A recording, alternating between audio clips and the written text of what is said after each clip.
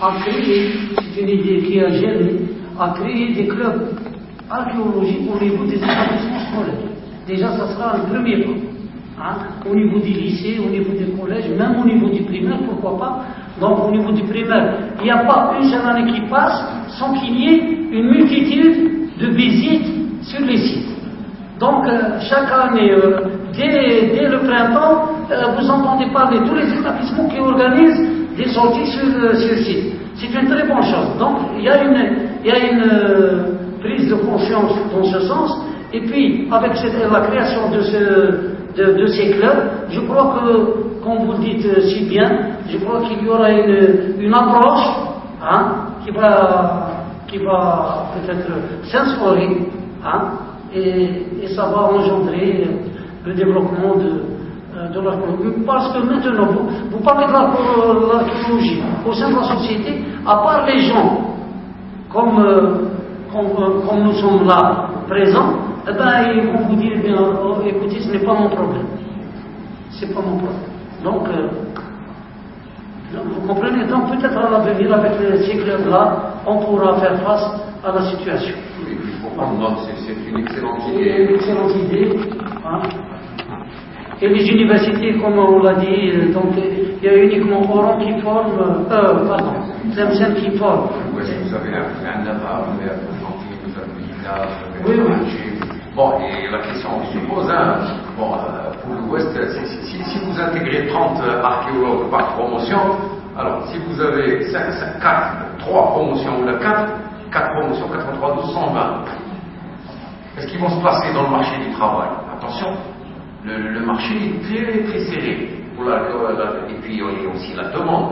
Bon, peut-être c'est à nous en tant qu'associatifs de voir quels sont les segments où ces archéologues peuvent activer. Je vais vous dire peut-être une chose. Vous savez, il y a dans le prochain code de la commune, malheureusement il y a encore sur la table de l'Assemblée nationale, il va être approuvé dans un prochain avenir, il y a ce qu'on appelle cette notion de contractualisation entre les associations et les collectivités locales. Il y a la contractualisation. Une association peut prendre en charge des projets, peut prendre en charge la valorisation d'un site, elle peut prendre en charge peut-être la préservation d'un site, et à ce moment-là, elle deviendrait employeur à part entière. Vous comprenez?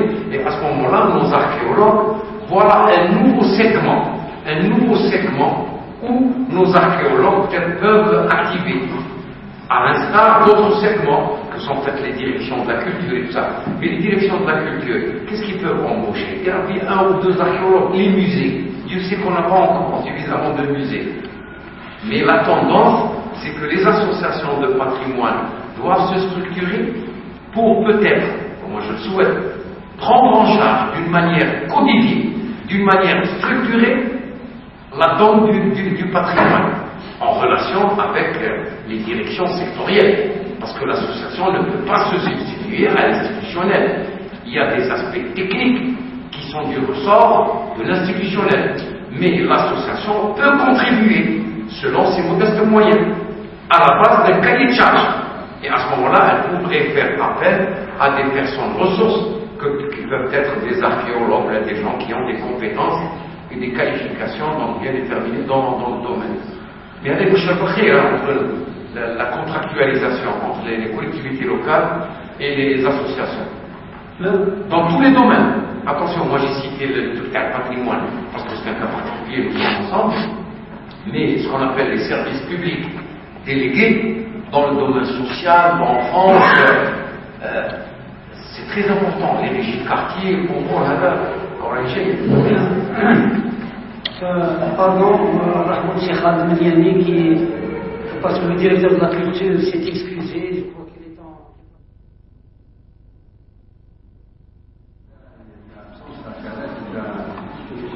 d'un musée.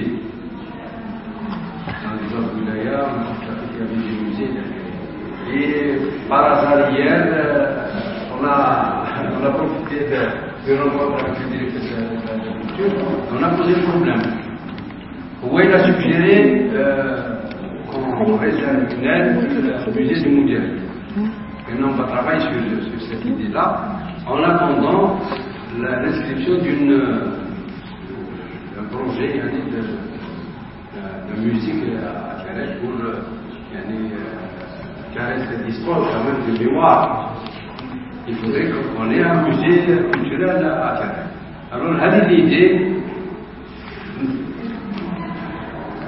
voilà, c'est une idée en attendant, on va essayer de voir la possibilité de créer, d'avoir une aile, un musée du modèle, où sera un exposé égal, en attendant l'inscription de elle est d'une part. Autre chose, vous avez récemment sillonné quelques wilayat où vous avez exposé, vous avez. Mais est-ce que à Tiaret vous avez fait Si. Là, je parle du grand public. Hein. Non. Je parle du grand public. Parce que dernièrement, j'ai vu la place des Martyrs, il y avait une exposition. Je ne sais pas de la chaîne. C'était les scouts. Ah oui, c'était les scouts. Le 27 mai. C'était une initiative qui a. Allez, je suggère qu'il y ait une exposition grand public. De manière à faire connaître davantage le souvenir. Je crois que lors de la deuxième intervention avec Saad El Assouti, il va décrire un peu toutes les réalisations. Allez, c'est pour la population. Parce que on a le il y a une population. Il faut que la population soit informée de ce qui se passe, ce qu'il y a dans la wilaya, et ce n'est qu'à travers une exposition grand public qui peut. Inch'Allah, pourquoi pas. Vous l'avez fait à travers votre wilaya, vous ne pouvez pas le faire. Non, ça a été une réussite, je parle de Chlef, comme nous pouvons parler de la Roi. Bon, à Bayat, nous avons été malheureusement, il y avait d'autres événements dans Jérusalem, donc on nous a prié, mais quoi que nous avons été reçus dans la direction de la culture, on nous a noyé d'informations sur Flash Disc. Donc tout ce qu'ils avaient comme information concernant le patrimoine, nous l'avons. Donc nous pouvons parler de Bayet comme si nous parlions de Tiaret. Donc la publicité. Il faut voir à la Patron. Les gens venaient visiter le musée, mais l'exposition était dans le musée. Et tout le monde s'intéressait, on était envoyé par des questions, mais si vous voyez le musée de la Roi, parce que nous l'avons photographié, ça c'est très bien. Non, pardon. Le musée de la place des Martyrs avec l'exposition. Oui, mais, donc eux, ils ont eu la chance de ne pas détruire l'église. Ça y est. Donc, alors, ils ont transformé l'église.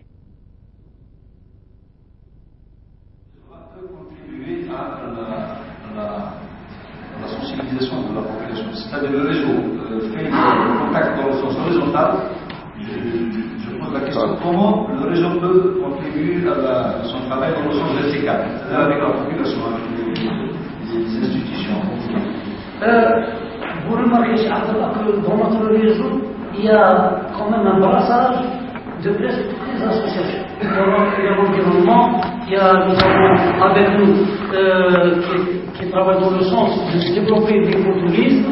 Il y a monsieur le directeur de la Gémantrie qui devrait être là, et l'ambition c'est de développer le tourisme équestre.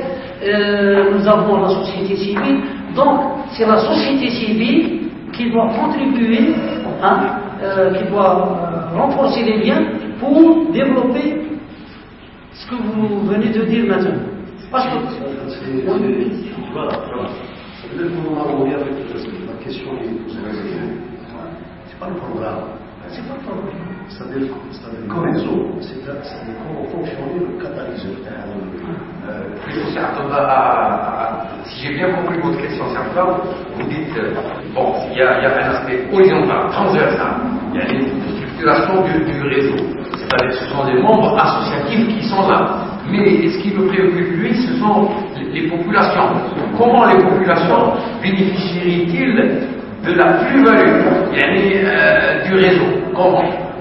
Moi, je vous propose la réponse suivante. Bien sûr, ce n'est pas la réponse juste peut-être.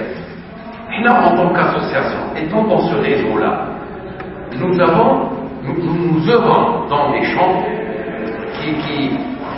qui ont soulevé une préoccupation rapprochante, le patrimoine. Les associations, par définition, elles doivent avoir des projets individuels. Une association, je prends un cadre équestre de Tiaret, si elle a un projet maintenant de vulgarisation de la pratique équestre pour les enfants, c'est tant mieux. Les bénéficiaires, ce seraient les enfants, mais en même temps, elle est membre du réseau. C'est la population, c'est les enfants qui bénéficient. Mais en même temps, elle est dans le réseau. Elle peut capitaliser de l'expérience du réseau, les aspects méthodologiques, comment faire un projet.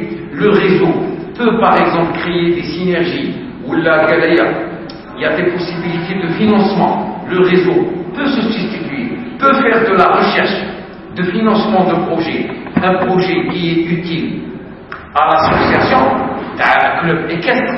Pour les bénéficiaires de on prend environnement, vous êtes dans le réseau. Dans le réseau, vous bénéficiez de certaines prestations, même des prestations de formation, des prestations de recherche de financement, prestations entre guillemets, parce qu'elles ne sont pas payantes.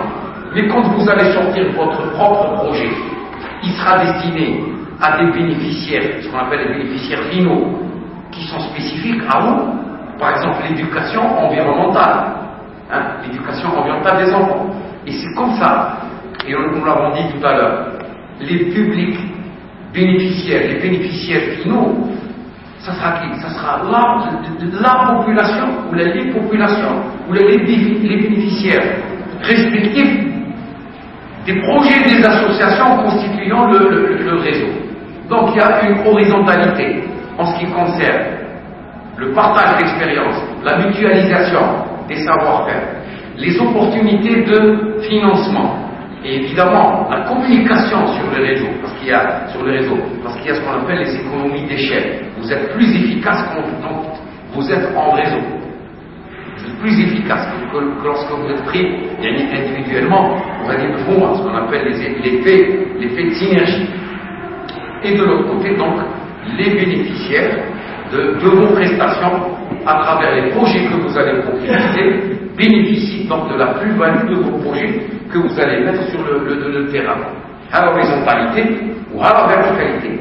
Et les associations qui sont membres, évidemment, elles sont libres de leur mouvement. Et oui, il n'y a aucune tutelle du réseau sur les associations.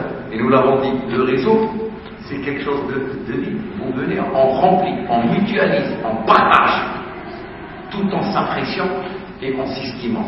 La qualité de la relation, elle est fondamentale dans cette affaire-là. Chacun parle plus fort quand il est venu. Voilà, c'est comme ça qu'on bénéficie donc des apports. C'est vrai, ce que vous venez de dire est vrai, ça reste.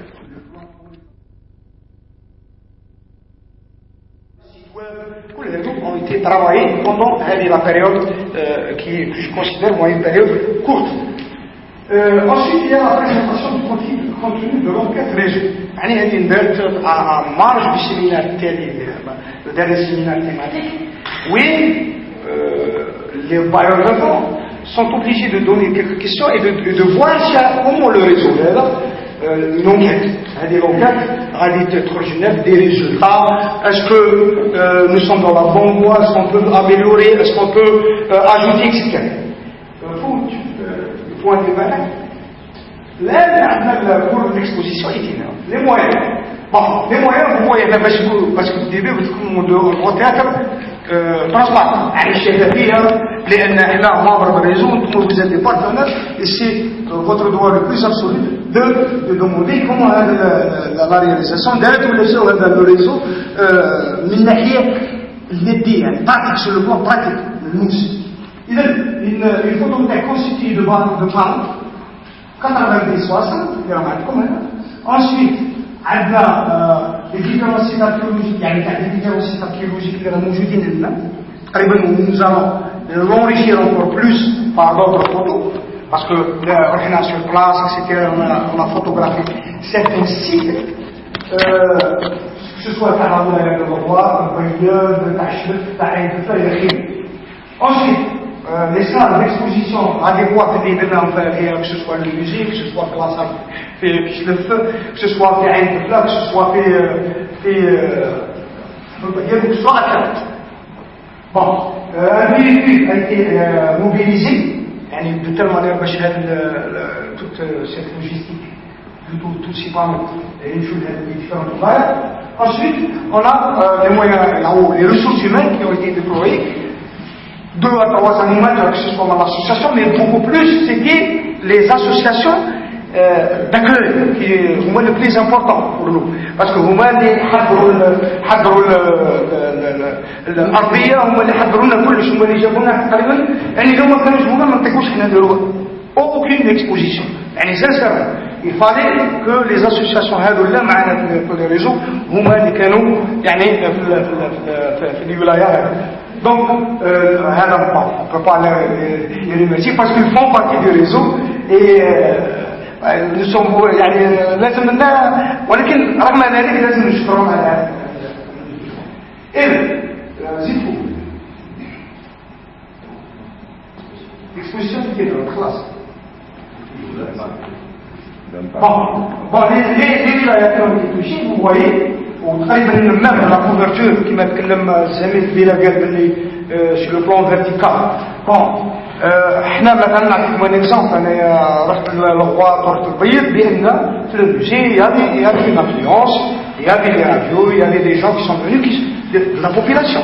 اللي ما كانش يعرف شتاهي الجدار ولا يعرف شتاهي الجدار، اللي ما كانش يعرف شتاهي كاستيلو مثلا الى اخره، اللي ما كانش يعرف تاع ولايات اخرى. ربما يعرف تاع الولايات تاعو ما كانش يعرف الولايات الاخرى، اصبح يعرف تاع الولايات الاخرى اي فيس فيرسا. ايضا لا ديفيزيون تاع لي سيبور دو كوميونيكاسيون surtout يعني à travers le site web, les clients, les guides et la fête.